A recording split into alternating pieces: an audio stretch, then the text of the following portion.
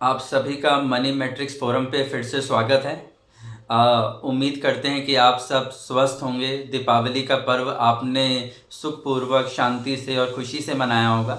दीपावली के बाद का ये हमारा पहला वीडियो है और इस वीडियो में हम बात करेंगे कि जो कुछ डेटा इकोनॉमी को लेकर और बाज़ार को लेकर दिवाली के बाद आए वो क्या रहे और अब आगे का बाज़ार कैसा है। तो आइए शुरू करते हैं। दीपावली के बाद हमें जो पहला डेटा मिला वो ये मिला कि इंडियन बाज़ारों में 1.25 करोड़ रुपए की खरीदारी हुई और जो लोकल खरीदारी है उसका शेयर इसमें बहुत ज़्यादा है।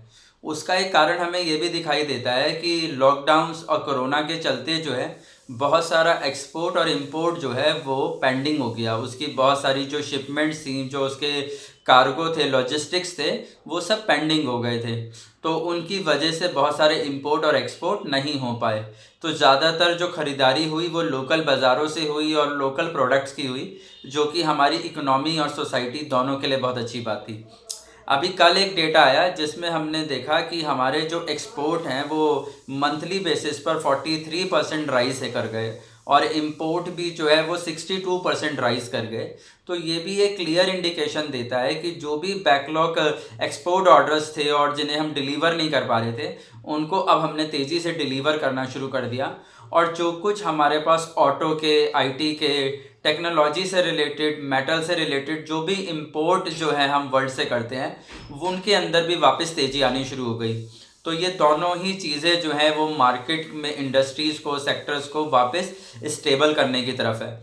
अभी मुझे लगता है कि ऐसे डेटा का फ्लो जो है वो कुछ दिन और चलता रहेगा जब तक कि पुराना बैकलॉग लगभग कवर ना हो जाए और वापस जो डिमांड सप्लाई की चेन है उसमें नॉर्मलेसी ना आ जाए।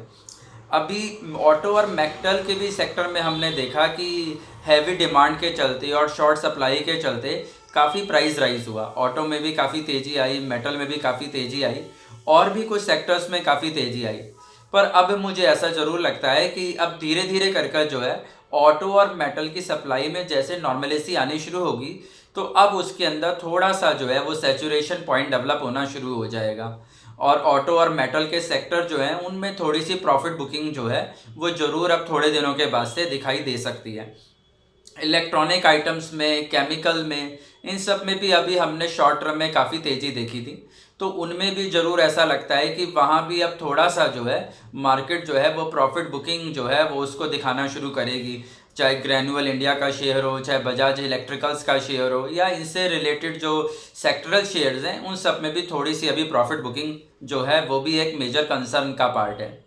रिसेंट अभी कल एक ये भी हमें न्यूज़ मिला कि यूएस और चाइना के जो प्रीमियर है, जो प्रेसिडेंट है, उनका भी एक वर्चुअल जो है वो मीट चल रहा है। वर्चुअल मीट चलने का मुझे इसमें दो कारण दिखाई देते हैं। एक तो ये कि पिछले कुछ सालों में दोनों ही की जो अंडरस्टैंडिंग है वो काफ़ी ख़राब रही है और अब उस अंडरस्टैंडिंग को एक बार फिर से रीचेक करने के लिए कि वो अभी और कितना उसमें कुछ इम्प्रूवमेंट की गुंजाइश बची है या नहीं बची है, तो मुझे लगता है कि एक बार दोनों जो है वो वर्चुअल मीट इसीलिए कर रहे हैं ताकि एक जो लास्ट उम्मीद है कि कोई इस तरीके का आपस में अंडरस्टैंडिंग अगर वर्ल्ड को लेकर या जियो पॉलिटिक्स को लेकर दो बड़े सुपर पावर्स में बन सकती है तो वो बन जाए।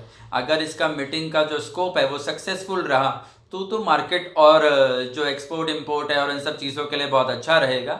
लेकिन अगर जिस तरीके के सर्कमस्टांस बने हुए हैं और इस वर्चुअल मीट में भी अगर इमीडिएट कुछ अच्छा पॉजिटिव नहीं आया तो फिर एक वर्स्ट सिचुएशन जो है वो दोबारा से जियो पॉलिटिक्स में डेवलप होता हुआ हमें नज़र आता है।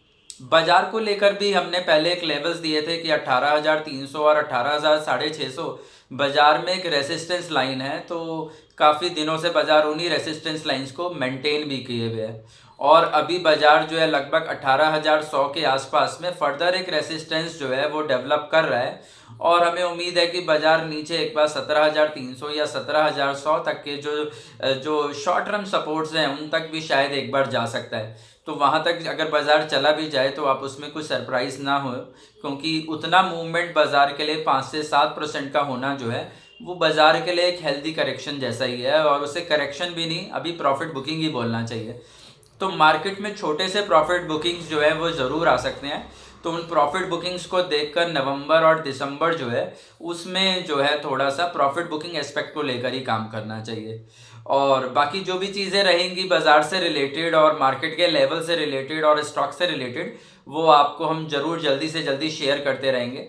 आप हमारे इस मनी मैट्रिक्स फोरम के चैनल को लाइक करें, शेयर करें, सब्सक्राइब करें और हमें एनकरेज करें, ताकि हम आपके लिए कंटिन्यू और फ्रीक्वेंटली इस वीडियोस को बनाते रहें। नमस्कार।